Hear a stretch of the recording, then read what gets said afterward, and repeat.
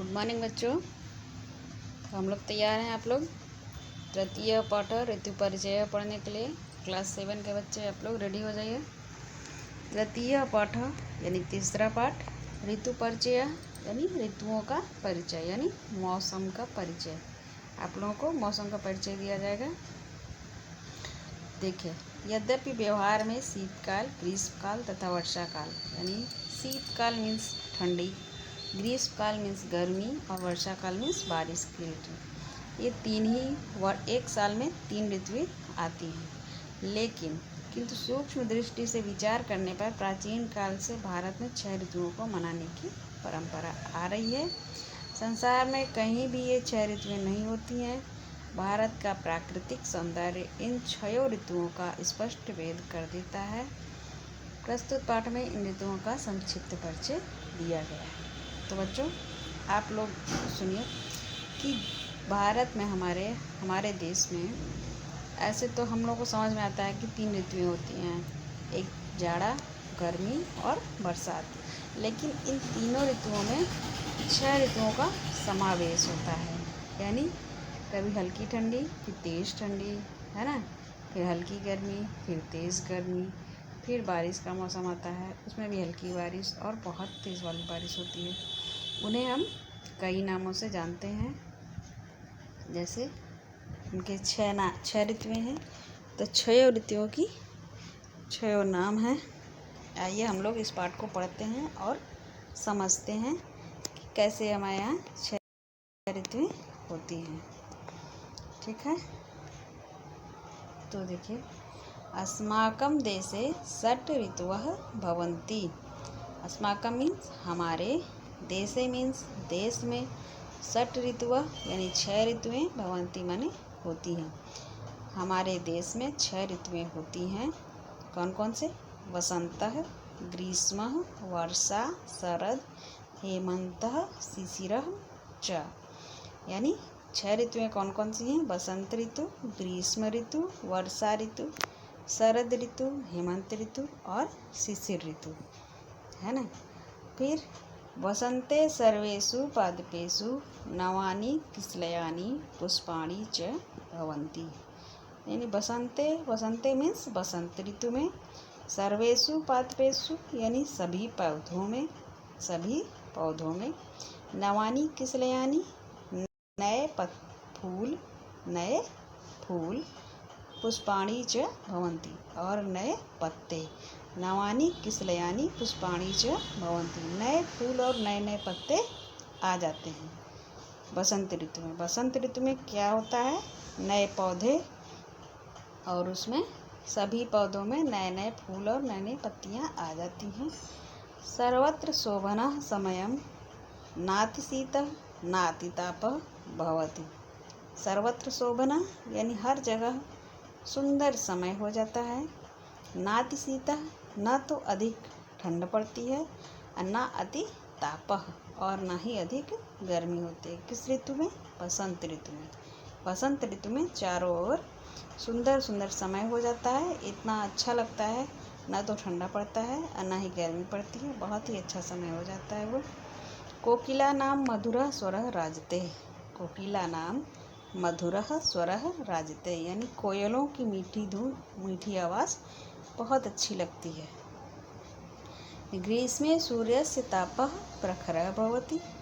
ग्रीष्मे सूर्यस्य तापः प्रखरः भवति यानी ग्रीष्म ऋतु में, अब देखिए बसंत ऋतु के बारे में हो गया, अब ग्रीष्म ऋतु के बारे में बताया जा रहा है कि ग्रीष्म ऋतु में सूर्य की जो ताप है, सूर्य की गर्मी जो है वो बहुत प्रखर हो जाती है, बहुत तीखी हो जाती है, बहुत तेज़ लगने लगती है। जलाशयाः प्रायेण जलशून्याः भवन्ति। ये जो गर्मी के कारण जो जितने भी हमारे जलाशय हैं, यानी तालाब, नदी, कुएँ, ये सब हैं, वो सब प्रायेण जलशून्याः भवन्ति यानी अधिकांश जल जो है वो सूख जाता है, जल समाप्त होने लगता है। सर्वे जीवाः छायाम इच्छन्ति। सभी जीव जो है वो छाया की इच्छा करने लगते हैं। उन्हें ठंडा चाहिए होता है, लगता है कि कहाँ इतना तेज़ धूप लगता है, कहीं भी निकलते हैं तो उन्हें लगता है कि हम कहीं छाया मिल जाए तो वहाँ हम लोग बैठ जाएं, थोड़ा सा आराम कर लें, रेस्ट कर लें। विद्यालयेषु ग्रीष्मे अवकाशः भवति। विद्यालयेषु ग्रीष्मे अवकाशः भवति। विद्यालय में ग्रीष्मे अवकाश यानी गर्मी की छुट्टियां हो जाती हैं। वर्षा काले आकाशः मेघयुक्तः भवति। वर्षा काले आकाशः मेघयुक्तः भवति यानी वर्षा ऋतु में, अब देखिए यहाँ ग्रीष्म ऋतु का बाद बताया जा चुका है कि ग्रीष्म में सूर्य की ताप जो है, सूर्य की गर्मी बहुत तेज़ तीखी हो जाती है। जलाशयों में सारे जल सूख जाते हैं। सभी जीव छाया की इच्छा रखते हैं और गर्मी में ही विद्यालयों में छुट्टियां होती हैं। अब देखिए वर्षा काल में क्या क्या होता है। तो वर्षा काले आकाशः मेघयुक्तः भवति। वर्षा काल में, वर्षा ऋतु में आकाश में बादल छा जाते हैं। बादल खूब चारों ओर बादल ही बादल दिखाई देते हैं। यदा कदा वृष्टिरपि भवति। यदा कदा माने कभी कभी, वृष्टिरपि यानी बारिश भी होती है, कभी कभी बारिश भी होती है। संपूर्ण पृथ्वी जलेन तृप्यति। संपूर्ण पृथ्वी जो है वह जल से तृप्त हो जाती है। जब बारिश होती है तो चारों ओर पानी ही पानी नजर आने लगता है और पृथ्वी भी जल से तृप्त हो जाती है। कृषि सर्वत्र शोभते। किसान जो है हर जगह दिखाई देने लगते हैं। यदा अतिवृष्टि भवति तदा नदीषु जलप्लावनम जायते। यदा मीन्स होता है जब, और तदा मीन्स तब। तो यदा अतिवृष्टि भवति, जब बहुत ज़्यादा बारिश हो जाती है, तब नदीषु जलप्लावनम जायते, तब नदियों में जल का क्या हो जाता है, जल प्लावनम यानी कि बाढ़ आ जाता है। तब नदियों में बाढ़ आ जाती है। जनाः कष्टम अनुभवन्ति। लोग जो है वो कष्ट का अनुभव करने लगते हैं, क्योंकि चारों ओर पानी ही पानी फैल जाता है, आने जाने की में दिक्कत होने लगती है। सब लोग क्या करते हैं, कष्टम अनुभवति यानी लोग जो है वो कष्ट का फीलिंग करने लगते हैं। मार्गाः अपि विच्छिन्नाः भवन्ति। मार्गाः मीन्स सड़कें, अपि विच्छिन्ना, विच्छिन्न मीन्स होता है टूट जाती हैं। तो सड़कें भी टूट जाती हैं। किससे टूट जाती हैं, बाढ़ के पानी से, है ना। जल प्लावनम मीन्स बाढ़, तो बाढ़ के पानी से सड़कें टूट जाती हैं। अब देखिए शरत काल के बारे में बताया जा रहा है कि शरत काले पुनः शोभनः समयः आगच्छति। शरत काले यानी शरद ऋतु में, शरद ऋतु में पुनः शोभनः समयः आगच्छति यानी फिर से सुंदर समय आ जाता है। शरत काल में फिर से सुंदर समय आ जाता है, क्योंकि वर्षा काल में बाढ़ जब आई तो सारी सड़कें वगैरह टूट गई, चारों तरफ कीचड़ गंदगी फैल जाता है। तो उसके बाद अच्छा मौसम कब आता है, शरद ऋतु में आता है। तो शरद ऋतु में समय अच्छा आ गया है हमारा। नदीषु जलाशयेषु च जलम स्वच्छम भवति। नदियों और जलाशयों में जलम स्वच्छम भवति यानी जो जल होता है नदियों और तालाबों में, वह जल एकदम स्वच्छ हो जाता है, क्योंकि बारिश बंद हो जाती है और जो गंदगी पानी की होती है वो एकदम नीचे सब बैठ जाती है ना। तो ऊपर का जल एकदम स्वच्छ हो जाता है। इसलिए कहा गया है कि शरद काल में नदियों और तालाबों का जल स्वच्छ हो जाता है, पीने योग्य हो जाता है। अस्मिन् समये एव दुर्गा पूजा दीपावली च प्रसिद्धो उत्सव भवतः यानी इसी समय, अस्मिन् समय मीन्स इसी समय में ही दुर्गा पूजा, दीपावली जैसे प्रसिद्ध उत्सव, इस तरह के बड़े बड़े त्यौहार जो हैं इसी समय यानी शरद ऋतु में ही मनाए जाते हैं। हेमन्ते शीतस्य आरंभः भवति। हेमन्ते शीतस्य आरंभः भवति। हेमंत ऋतु में शीत का आरंभ होने लगता है। शीत यानी ठंड की शुरुआत होने लगती है। सूर्यस्य किरणाः रोचन्ते। सूर्य की जो किरण है, जो हल्की हल्की धूप है, वह अच्छी लगने लगती है हम सबको, क्योंकि शीत हल्का हल्का ठंड शुरू हो जाता है तो धूप अच्छी लगने लगती है। धान्यम क्षेत्रेषु पक्वम भवति और धान के खेत जो है वो पक जाते हैं इसी समय में। हेमंत ऋतु में ही धान के खेत पक जाते हैं। कृषकाः तेन प्रसन्नाः भवन्ति। किसान इसको देखकर क्या होते हैं, बहुत प्रसन्न हो जाते हैं कि उनके धान की खेती पक गई है। शिशिरे शीतस्य आधिक्यम भवति। शिशिरे शीतस्य आधिक्यम भवति, यानी शिशिर ऋतु में देखो हेमंत ऋतु में जो है वो शीत का आरंभ होता है, वो हल्की हल्की ठंडक पड़ने लगती है जब अच्छा लगने लगता है। और फिर शिशिर ऋतु आता है तो शिशिर ऋतु में शीत बहुत ज़्यादा बढ़ जाती है, यानी ठंड बहुत ज़्यादा बढ़ने लगती है। सूर्यस्य किरणाः अपि यदा कदा तुषारैः लुप्ता भवन्ति, जो सूर्य की किरणें हैं वह यदा कदा मीन्स कभी कभी, यदा कदा मीन्स कभी कभी, तुषार माने होता है बादल, लुप्ता माने छिप जाना, है ना। तो सूर्य जो है, सूर्य की किरणें कभी कभी बादलों में भी छिप जाती हैं, छिपी होती हैं। उससे क्या होता है, ठंड और ज़्यादा बढ़ जाती है, क्योंकि धूप नहीं आती तो ठंड और ज़्यादा बढ़ जाती है। निर्धनाः जनाः शीतेन पीड़ाम अनुभवन्ति, जो निर्धन लोग हैं, गरीब लोग हैं, वह जाड़े के समय में बहुत ज़्यादा पीड़ा अनुभव करते हैं। क्योंकि पीड़ा मीन्स होता है कष्ट, है ना। तो कष्ट उन्हें क्यों होता है निर्धन लोगों को, क्योंकि उनके पास ना तो ओढ़ने बिछाने के लिए ढंग से बिस्तर होते हैं, बिछौने होते हैं, एक झोपड़ी है, छोटे घर हैं, उनमें सारी सुविधाएं नहीं होती, इसलिए वो ठंड में वो बहुत ज़्यादा कष्ट का अनुभव करते हैं। यत्र तत्र अग्नि प्रज्वलितः सेवितश्च भवति, कहीं कहीं लोग क्या करते हैं, आग को जलाकर सेकते भी हैं। जब ठंड ज़्यादा पड़ती है तो लोग आग जलाकर सेकते हैं हाथ पैर अपने।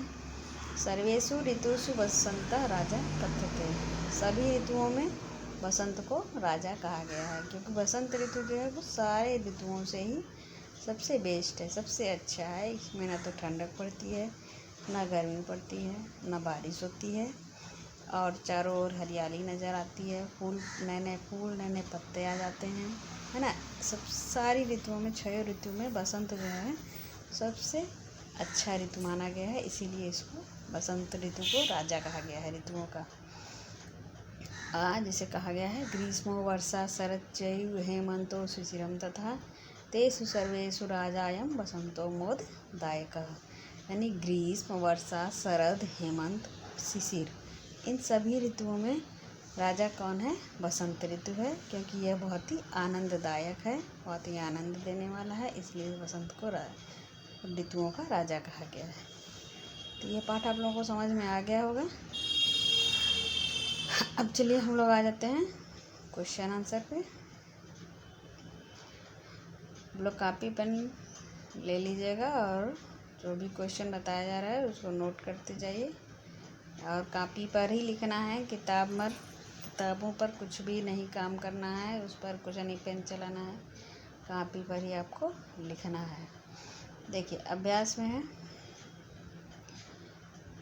पहला है अधोलिखितानां पदानां उच्चारणं कुरुत, निम्न शब्दों का उच्चारण करना है आप लोगों को। मेरे साथ उच्चारण करिए। अस्माकं, अस्माकं, इच्छन्ति, इच्छन्ति, वृष्टिरपि, वृष्टिरपि, तृप्यति, तृप्यति, जलप्लावनं, जलप्लावनं, शरत्काले, शरत्काले, तुषारे, तुषारैः, प्रज्वालिता, प्रज्वालितः, सेवितश्च, सेवितश्च, ऋतुषु, ऋतुषु, ठीक है ना।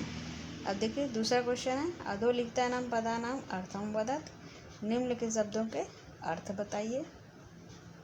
देखिए किसलयानी माने होता है पत्ते, पादपः मीन्स पौधे, प्रायणी मीन्स प्रायः, विच्छिन्नाः मीन्स टूट जाते हैं, सर्वत्र मीन्स हर जगह, यदा कदा मीन्स कभी कभी, पक्वम मीन्स पक जाते हैं, तुषारे मीन्स बादल, रोचनते मीन्स अच्छे लगते हैं।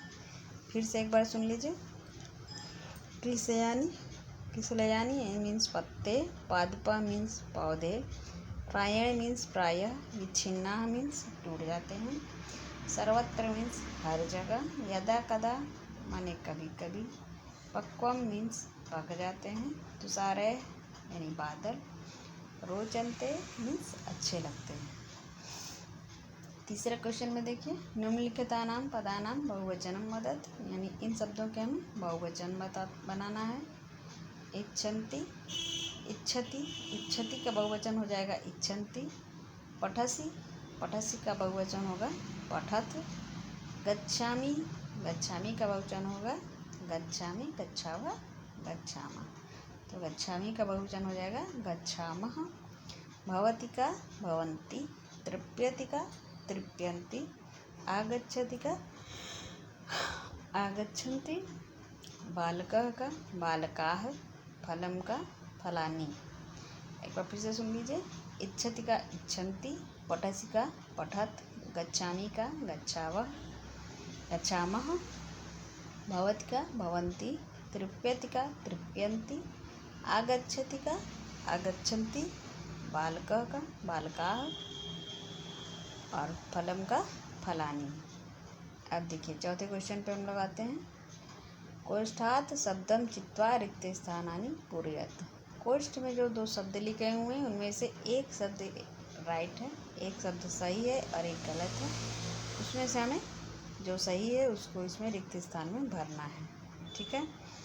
का में देखिए अस्माकम देशे ऋतवः भवन्ति। अभी पिछले पाठ में करवाया है हमने कि अभी इस पाठ में जो पढ़ाया है तो ऋतुएं कितनी हैं? 6 ऋतुएं हैं। तो यहाँ हम लिखेंगे षड, है ना। अस्माकम देशे षड ऋतवः भवन्ति। तो इसमें हमारा ऑप्शन सही हो जाएगा। क में ऑप्शन होगा षड, षड ऋतवः भवन्ति। फिर देखिए ख है शिशिरे आधिक्यम भवति। शिशिर ऋतु में क्या बढ़ जाता है? तापस या शीतस। तो शिशिर ऋतु में शीत अधिक बढ़ जाता है, ठंडक बढ़ जाती है। तो हम इसमें लगाएंगे शिशिरे शीतस्य आधिक्यम भवति। फिर देखिए सर्वेषु ऋतुषु राजा भवति। सर्वेषु ऋतुषु राजा भवति। सभी ऋतुओं का राजा कौन कहलाता है? तभी आप लोगों को बताया है हमने, सभी ऋतुओं का राजा बसंत कहलाता है ना। फिर उसके बाद घ में देखिए स्वरः मधुरः भवति। किसकी आवाज़ जो है वो मीठी होती है? किसकी आवाज़ मीठी होती है? कोकिलस या काकस, यानी कोयल का या कौवे का। तो किसकी आवाज़ मीठी होती है? कोयल की आवाज़ मीठी होती है। तो इसमें हम कोयल पर टिक कर देंगे, यहाँ कोयल भरना है। और उसके बाद देखिए फिर है हेमंते आरंभ भवति। हेमंत ऋतु में किस चीज़ का आरंभ होता है? शीतस्य या तापस्य का। तो हेमंत ऋतु में शीत का आरंभ होता है ना। तो हम शीत का पर टिक कर लेंगे। शिशिरे शीतस्य और अस्माकं देशे षड ऋतवः भवन्ति। ठीक है ना। इस तरह से आप लोग कॉपी में इसको बना लीजिएगा।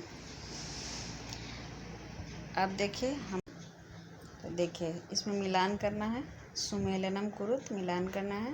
कोकिला को लगाया गया है मधुरा स्वर पे, यानी कि कोयल की मीठी आवाज़ है। कोकिला मधुरा स्वर। अब देखिए वर्षा से क्या होती है? वर्षा से बाढ़ आता है। जब तेज़ बारिश होती है तो जल प्लावनम हो जाता है। तो इसलिए हम जल प्लावनम में लगा देंगे, वर्षा को जल प्लावनम पे लगा देंगे। ऋतुराज कौन है? बसंत है।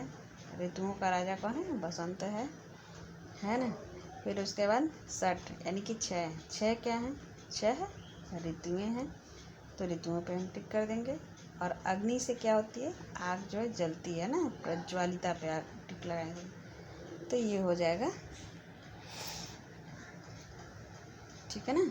कोकिला का मधुर स्वर, वर्षा का जल प्लावनम, ऋतुराज का बसंत, षट का ऋतवः और अग्नि का प्रज्वलिता। ठीक है ना। अब ये हो गया। अब हम आते हैं क्वेश्चन नंबर 6 पर। क्वेश्चन नंबर 6 हमारा कह रहा है निम्नलिखितानां प्रश्नानां उत्तरम पूर्णवाक्येन लिखत। निम्नलिखित प्रश्नों के उत्तर पूर्ण वाक्य में लिखिए। तो देखिए पहला क्वेश्चन है अस्माकं देशे कति ऋतवः भवन्ति। यानी पूछ रहा है क्वेश्चन में कि हमारे देश में कितनी ऋतुएं होती हैं। कितनी ऋतुएं होती हैं? हमारे देश में 6 ऋतुएं होती हैं।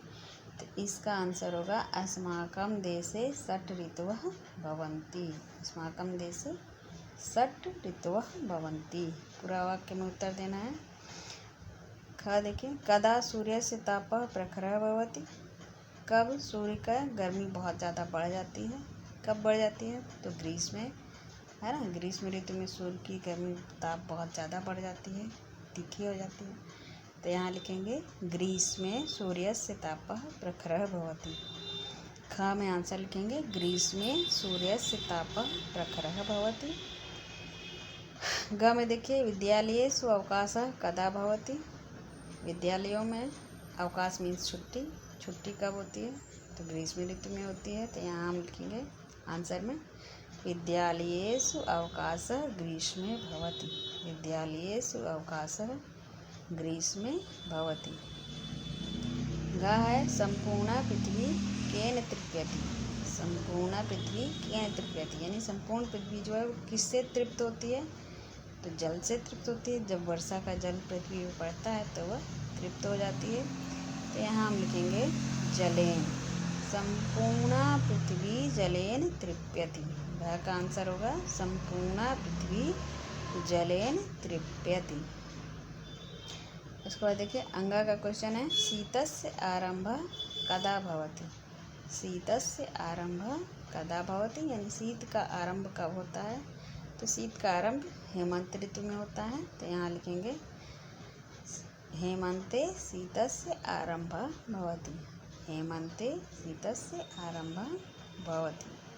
अब देखिए क्वेश्चन नंबर 7 में उदाहरणानुसारम लिखत, यानी कि इसका उदाहरण अनुसार क्या है? एक वचन से बहुवचन बनाना है।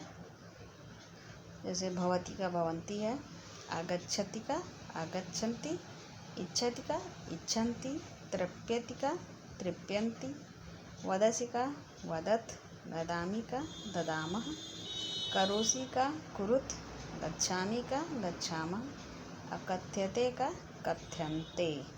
ठीक है, एक बार फिर से सुन लीजिए। भवति का बहुवचन भवन्ति, आगच्छति का आगच्छन्ति, इच्छति का इच्छन्ति, तृप्यति का तृप्यन्ति, वदसि का वदत, ददामि का ददामः, करोषि का कुरुत, गच्छामि का गच्छामः, कथ्यते का कथ्यन्ते। ठीक है, क्वेश्चन नंबर 8 में हम लगाते हैं। क्वेश्चन नंबर 8 कह रहा है लिखत आम अथवा न, यानी कि जो वाक्य सही है उस पर हाँ लिखना है, आम लिखना है, और जो वाक्य गलत है उस पर न लिखना है। ठीक है ना। जैसे अस्माकं देशे षट् ऋतवः भवन्ति, तो ये सही है, ये गलत। हमारे देश में 6 ऋतुएं होती हैं, तो ये सही है, तो इसमें हम आम लिखेंगे। इसी प्रकार से विद्यालयेषु हेमन्ते अवकाशः भवति।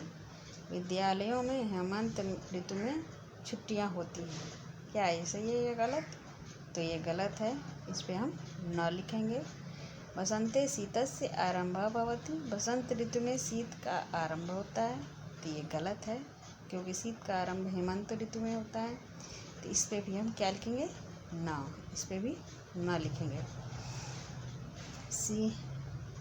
शिशिरे शीतस्य आरंभः भवति। क्या शिशिर ऋतु में शीत का आरंभ होता है? तो ये भी गलत है, क्योंकि अभी पढ़ा हमने कि हेमंत ऋतु में शीत का आरंभ होता है। तो शिशिरे शीतस्य आरंभः भवति, ये गलत है, इस पर हम न लिखेंगे। ग्रीष्मे जलाशयाः प्रायेण जलपूर्णा भवन्ति। ग्रीष्म ऋतु में सभी जलाशय जो नदी तालाब है वह जल से भर जाते हैं। सही है या गलत? तो ये गलत है, ग्रीष्म में तो सब सूख जाता है जल, तो ये भी गलत है, तो इसमें भी हम न लिखेंगे। अगला देखिए, निर्धनाः जनाः शीतेन पीड़ाम अनुभवन्ति। निर्धन लोग जो है वो जाड़े में पीड़ा का अनुभव करते हैं, यानी कष्ट का अनुभव करते हैं। तो ये सत्य है, तो इसमें हम लिखेंगे आम। ठीक है ना, जो सत्य है उस पर हम लिखेंगे आम। क्वेश्चन नंबर 9 देखते हैं हम लोग। उदाहरण अनुसारेण मध्यम पुरुष रूपाणी लिखत। इसका मध्यम पुरुष में रूप लिखना है। आप लोगों को रूप पढ़ाया गया है, जैसे पठति पठता, पठन्ति पठसि पठता, पठत पठामि पठावा पठामा, है ना। पाठ किताब के पीछे रूप दिया हुआ है, आप लोग घर पे भी उसको रीडिंग करिए। इसमें देखिए हमें वचन के अनुसार उसी वचन में मध्यम पुरुष में लिखना है। वचन वही रहेगा हमारा, पुरुष जो है चेंज हो जाएगा, उसमें मध्यम पुरुष, यानी कि ये प्रथम पुरुष में लिखा है तो उसको मध्यम पुरुष में लिख देना है, ठीक है ना। पठति देखिए हमारा एक वचन है तो पठति का मध्यम पुरुष पठसी बन जाएगा, मध्यम पुरुष का एक वचन पठसी हो जाएगा। गच्छति का मध्यम पुरुष एक वचन बनेगा गच्छसी। पठिष्यति का मध्यम पुरुष बनेगा पठिष्यसि। कथयति का मध्यम पुरुष बनेगा कथयसि। गच्छतः का मध्यम पुरुष बनेगा गच्छथः। और पठन्ति का मध्यम पुरुष बनेगा पठत। देखिए एक बार फिर से सुनिए, पठति का होगा पठसी, गच्छति का गच्छसि, पठिष्यति का पठिष्यसि, कथयति का कथयसि, गच्छतः का गच्छथः, पठन्ति का हो जाएगा पठत, है ना। अब देखिए उदाहरणानुसारेण विभक्ति निर्णय कुरुत। हाँ तो बच्चों देखिए चौथा क्वेश्चन पे हम लोग आते हैं। उदाहरणानुसारेण विभक्ति निर्णय कुरुत, है ना। इसका विभक्ति है जैसे बालकेन, बालकेन शब्द हमारा तृतीया विभक्ति है। बालकाय, बालकाय चतुर्थी विभक्ति है। नदीनाम षष्ठी विभक्ति है। गृहेषु सप्तमी विभक्ति है। वृक्षः तृतीया विभक्ति है और लतया भी तृतीया विभक्ति है। एक बार फिर से सुन लीजिए, बालकाय चतुर्थी विभक्ति, नदीनाम षष्ठी विभक्ति, गृहेषु सप्तमी विभक्ति, वृक्षः तृतीया विभक्ति, लतया तृतीया विभक्ति। अब आते हैं हम लोग 11वें क्वेश्चन पे। उदाहरणानुसारेण वचन निर्णयम कुरुत, यानी उदाहरण के अनुसार जो है हमारा इसको वचन में बताना है कौन सा वचन है। नद्यो जो है ये द्विवचन है। इसी प्रकार लता बहुवचन, लताभि बहुवचन, बालकेषु बहुवचन, भवनात् एक वचन, पुरुषः एक वचन। इसको आप लोग फिर से सुन लीजिए, लता बहुवचन, लताभि बहुवचन, बालकेषु बहुवचन, भवनात् एक वचन, पुरुषः एक वचन, ठीक है ना। तो चलिए बच्चों ये पाठ हमारा कंप्लीट होता है और आशा करते हैं कि आप लोगों को ये पाठ पूरा समझ में आया होगा। क्वेश्चन आंसर भी सब क्लियर बताए गए हैं। जहाँ कुछ दिक्कत होता है आप लोगों को, कहीं कोई कठिनाई आ रही है, कुछ नहीं समझ में आ रहा है तो उसको प्लीज़ कमेंट ज़रूर करिएगा और एक बार वीडियो को लाइक शेयर एंड सब्सक्राइब ज़रूर करिएगा, ठीक है बच्चों। ओके, अगला वीडियो में मिलेंगे, अगले लेसन में मिलेंगे। Okay, good bye.